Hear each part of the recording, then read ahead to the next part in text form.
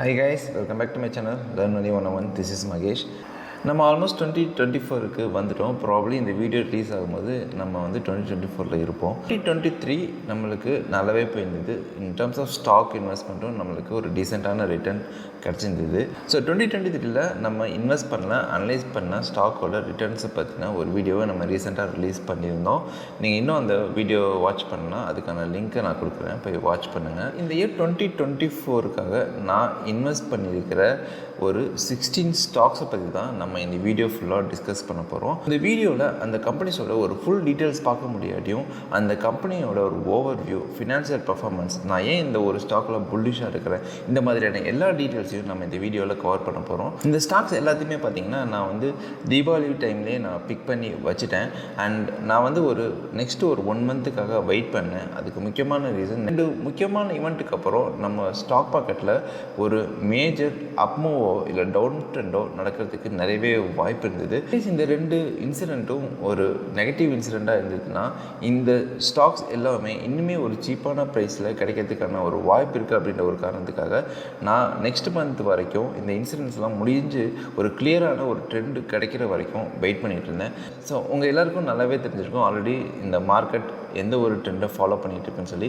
இந்த 2 மேஜர் இன்சிடெண்ட்டும் ஒரு positive இன்சிடெண்ட்டாக முடிஞ்சனால market பார்த்திங்கன்னா ஒரு அப் ட்ரெண்டில் போயிட்டுருக்கு. நல்ல ஒரு புல் ரன்னை ஸ்டார்ட் பண்ணிடுச்சு அப்படின்னு தான் சொல்லணும். ஸோ இந்த ஸ்டாக்ஸில் நான் 3 வீக்ஸுக்கு முன்னாடி இன்வெஸ்ட் பண்ணிட்டேன். அஸ் அ பேக்கேஜாக இந்த லாஸ்ட்டு ஒரு 3 வீக்ஸில் மட்டுமே பார்த்திங்கன்னா ஒரு 4.5% எனக்கு ஜென்ரேட் பண்ணி கொடுத்துருச்சு. ஃபாலோயிங் மந்த்லேயும் இந்த ஸ்டாக்ஸ் எல்லாம் ஒரு டீசெண்டான ரிட்டர்னை ஜென்ரேட் பண்ணி கொடுக்கும்னு நான் கண்டிப்பாக நம்புகிறேன். இந்த வீடியோவை ஸ்கிப் பண்ணாமல் ஃபுல்லாக பாருங்கள். அண்ட் நீங்கள் இன்னும் நம்ம சேனலை சப்ஸ்கிரைப் பண்ணால் கண்டிப்பாக சப்ஸ்கிரைப் பண்ணுங்கள். அதே மாதிரி பக்கத்தில் இருக்க பெல் ஐக்கானை கிளிக் பண்ணிடுங்க. So without wasting time let's 2024க்கு நான் சூஸ் பண்ணியிருக்கிற ஸ்டாக்ஸ் பார்த்திங்கன்னா 2 மேஜர் கேட்டகரிஸில் நான் சூஸ் பண்ணியிருக்கிறேன். ஒன்று வந்து பார்த்திங்கன்னா ஃபண்டமெண்டலி ஸ்ட்ராங்கான ஸ்டாக்ஸ் அண்ட் இன்னொரு கேட்டகரி ஆஃப் ஸ்டாக்ஸ் பார்த்திங்கன்னா க்ரோத் ஸ்டாக்ஸ். நான் ஏன் இந்த மாதிரி ஒரு 2 டிஃப்ரெண்ட் கேட்டகரிஸில் ஸ்டாக்ஸை சூஸ் பண்ணேன் அப்படின்னா, அண்ட் ஃபாலோயிங் இயரில் 2024ல் பார்த்திங்கன்னா இன்னொரு மேஜர் இன்சிடென்ட்ஸ் இருக்குது. அதுதான் parliament election. Around April May பீரியடில் பார்த்திங்கன்னா நம்ம லோக்சபா எலெக்ஷன் வருது. ஸோ இந்த லோக்சபா எலெக்ஷனை பேஸ் பண்ணி ஸ்டாக் மார்க்கெட்டில் ஒரு பெரிய ஃப்ளக்சுவேஷன் வரதுக்கு நிறையவே வாய்ப்பு இருக்குது. அந்த இன்சிடென்ட் வந்து ஒரு நெகட்டிவ் இன்சிடெண்ட்டாக போயிட்டு மார்க்கெட் வந்து டவுன் ட்ரெண்டில் போச்சு அப்படின்னா போர்ட்ஃபோலியோவை ஹோல்ட் பண்ணுறதுக்கு ஓரளவுக்கு ஸ்ட்ரென்த்து தேவைப்படும். ஸோ அதனால தான் பார்த்திங்கன்னா என்னோடய போர்ட்ஃபோலியோவில் நான் ஃபண்டமெண்டலி ஸ்ட்ராங்கான ஸ்டாக்ஸ் ப்ளஸ் க்ரோத் ஸ்டாக்ஸ் இது 2த்தையுமே நான் ஆட் பண்ணியிருக்கேன். இதில் ஃபண்டமெண்டலி ஸ்ட்ராங்கான ஸ்டாக்ஸுக்கு நான் மோர் வெயிட்டேஜ் கொடுத்துருக்குறேன். இப்போ வந்து நம்ம ஃபஸ்ட்டு க்ரோத் ஸ்டாக்ஸ் எல்லாத்தையும் 1 by 1 பார்த்துடலாம். ஸோ இந்த க்ரோத் ஸ்டாக் லிஸ்ட்டில் ஃபஸ்ட்டு நம்ம பார்க்க போகிற ஸ்டாக் என்ன அப்படின்னு பார்த்தீங்கன்னா apple India limited. Apple India limited பார்த்தீங்கன்னா ஒரு டெக்னாலஜி கம்பெனி. இவங்க வந்து ஒரு மொபைல் அட்வர்டைஸ்மெண்ட் அப்படின்ற ஒரு செக்மெண்ட்டில் ஒர்க் பண்ணிகிட்டு இருக்காங்க. மொபைல் டிவைசஸ் யூஸ் பண்ணிகிட்டு இருக்க நம்ம எல்லாருக்குமே தெரியும், நம்ம மொபைலுக்கு பார்த்தீங்கன்னா புஷ் நோட்டிஃபிகேஷன்ஸ் வரும். உங்களுக்கு வந்து ஒரு கிரெடிட் கார்டு லோன் வந்து கிடச்சிருக்கு, இல்லை வந்து கிரெடிட் கார்டு வந்து உங்களுக்கு சாங்ஷன் பண்ணியிருக்கோம், நீங்கள் இந்த ஒரு லிங்க்கை கிளிக் பண்ணுங்கள் அப்படின்னு சொல்லி இந்த ஒரு மொபைல் அட்வர்டைசிங் செக்மெண்ட்டில் சர்வீஸ் பண்ணுற ஒரு கம்பெனி தான் ஆப்பிள் இந்தியா லிமிடெட். ஸோ இந்த கம்பெனி பார்த்திங்கன்னா ஒரு ஸ்மால் கேப் கம்பெனி. ஸோ இந்த கம்பெனியை நான் கன்சிடர் பண்ணுறதுக்கு முக்கியமான ரீசன் என்ன அப்படின்னு பார்த்தீங்கன்னா, இந்த கம்பெனியோட profit growth in terms of CAGR பார்த்திங்கன்னா 54% இருக்குது for the last 3 years. And அதே மாதிரி இந்த கம்பெனியோட ROE பார்த்திங்கன்னா மோர் தென் 26% வந்து in terms of CAGR last 3 yearsக்கு இவங்க மெயின்டைன் பண்ணிட்டு வராங்க. அண்ட் இந்த கம்பெனி பார்த்திங்கன்னா ஒரு லோ டெப்ட் கம்பெனி, ஆல்மோஸ்ட் டெப்ட் ஃப்ரீன்னு கூட சொல்லலாம். இந்த க்ரோத் ஸ்டாக் லிஸ்ட்டில் நம்ம பார்க்க போகிற 2வது கம்பெனி என்ன அப்படின்னு பார்த்தீங்கன்னா அமரா ராஜா பேட்டரிஸ். ஸோ அமரா ராஜா பேட்டரிஸ் உங்கள் எல்லாருக்குமே தெரியும், லித்தியம் அயான் பேட்டரிஸை மேனுஃபேக்சரிங் பண்ணுறாங்க. ஸோ இவங்க வந்து இந்த பேட்டரி செக்மெண்ட்டில் ஒரு லீடிங் பிளேயராக இருந்துகிட்டு இருக்காங்க. நிறைய கார் மேனுஃபேக்சரிங் கம்பெனிஸுக்கெலாம் இவங்க வந்து பார்த்திங்கன்னா பேட்டரிஸ் வந்து சப்ளை பண்ணிட்டு வந்துட்டு இருக்காங்க.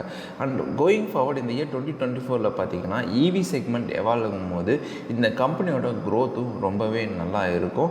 ஸோ அதனால் இந்த கம்பெனி பார்த்திங்கன்னா 2024ல் ஒரு நல்ல ஒரு ரிட்டர்னை கொடுக்கறதுக்கு நிறையவே வாய்ப்புகள் இருக்குது. இந்த கம்பெனியோட வேல்யூவேஷன் பார்த்திங்கன்னா ரொம்பவே ஒரு அட்ராக்டிவான வேல்யூவேஷனில் தான் இப்போ ட்ரேட் ஆகிட்டு இருக்குது. நெக்ஸ்ட் நம்ம பார்க்க போகிற ஸ்டாக் வந்து பார்த்திங்கன்னா CDSLs, அதாவது சென்ட்ரல் டெபாசிட்ரி அப்படின்னு சொல்லுவாங்க.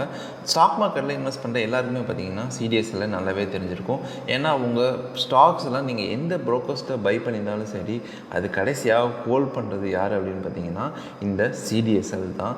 இந்த ஒரு ஸ்டாக்கை நான் க்ரோத் கேட்டகரியில் கன்சிடர் பண்ணுறதுக்கு முக்கியமான ரீசன் என்ன அப்படின்னு பார்த்தீங்கன்னா, இந்தியாவில் ஸ்டாக் மார்க்கெட் இன்வெஸ்ட்மெண்ட் இப்போ தான் ஸ்லோவாக பாப்புலரைஸ் ஆகிட்டு வருது. இன்னுமே நிறையா பேர் பார்த்தீங்கன்னா ஸ்டாக் மார்க்கெட்டில் இன்வெஸ்ட்மெண்ட் பண்ணாமல் தான் வராங்க. லேட்டஸ்ட் சர்வே ரிசல்ட்ஸ் படி பார்த்தீங்கன்னா, இந்தியாவில் இருக்க டோட்டல் பாப்புலேஷனில் அப்ராக்சிமேட்டாக ஒரு 10% ஆஃப் த பீப்புள் தான் வந்து ஸ்டாக் மார்க்கெட்டில் இன்வெஸ்ட் பண்ணிட்டு வராங்க. அண்ட் இன்னுமே இதோட க்ரோத் ஆப்பர்ச்சுனிட்டி நிறையவே இருக்குது. ஃபார் எக்ஸாம்பிள் யூஎஸ்லாம் பார்த்தீங்கன்னா ஆல்மோஸ்ட் 61% ஆஃப் த பாப்புலேஷன் வந்து ஸ்டாக் மார்க்கெட்டில் இன்வெஸ்ட் பண்ணிட்டு வராங்க. இந்த கம்பெனி பார்த்தீங்கன்னா ஆல்மோஸ்ட் டெப்ட் ஃப்ரீன்னு சொல்லலாம். அதனால பார்த்தீங்கன்னா இந்த ஸ்டாக்கையும் நான் க்ரோத் கேட்டகரியில் கன்சிடர் பண்ணியிருக்கேன். ஸோ நெக்ஸ்ட்டு நம்ம கன்சிடர் பண்ண ஸ்டாக் என்ன அப்படின்னு பார்த்தீங்கன்னா, கொச்சின் ஷிப்யார்ட்ஸ். கொச்சின் ஷிப்யார்ட் பார்த்தீங்கன்னா one of the India's largest shipyard அப்படின்னு கூட சொல்லலாம். ஏன்னா இதுக்கு காம்படிட்டர் பார்த்தீங்கன்னா மசகான் ஷிப்யார்ட் சொல்லி ஒன்று இருக்குது.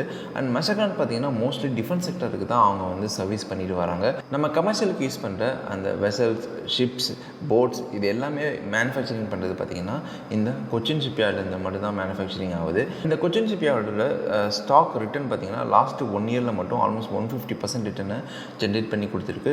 இன் டர்ம்ஸ் ஆஃப் சிஹெச்ஆர் லாஸ்ட் 3 இயர்ஸில் பார்த்தீங்கன்னா 29% ரிட்டர்னை இன்வெஸ்டருக்கு இந்த கம்பெனி ஜென்ரேட் பண்ணிகிட்டு இருக்கு. இந்த ஒரு கம்பெனியும் ஒரு லோ டெப்ட் கம்பெனி. நெக்ஸ்ட்டு நம்ம பார்க்க போகிற கம்பெனி பார்த்தீங்கன்னா, நம்ம ஆல்ரெடி இந்த கம்பெனி பார்த்தீங்கன்னா ஒரு டீட்டெயில்டான ஒரு ஃபண்டமெண்டல் அனாலிசிஸை ரிலீஸ் பண்ணியிருக்கிறோம். டேட்டாமேட்டிக்ஸ் குளோபல் சர்வீசஸ் அப்படின்ற ஒரு கம்பெனி தான். ஸோ இந்த கம்பெனியை நம்ம 2023லையும் பர்ச்சேஸ் பண்ணியிருந்தோம். அண்டு இந்த 2023 ரிவ்யூவில் கூட நம்ம இந்த கம்பெனியை ஹோல்ட் பண்ணலாம் அப்படின்னு தான் சொல்லியிருந்தோம்.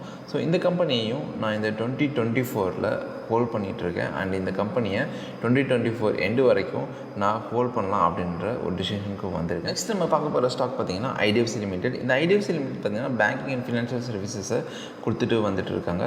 இந்த ஐடிஎஃப்சியில் ஒரு மேஜரான ஒரு கார்ப்பரேட் ஈவெண்ட்டும் 2024ல் பெண்டிங் இருக்குது. ஸோ அந்த கார்ப்பரேட் ஈவெண்ட் என்ன அப்படின்னு பார்த்தீங்கன்னா, IDFC limited and IDFC first bank இது ரெண்டுத்தையும் மெர்ஜ் பண்ணுறாங்க.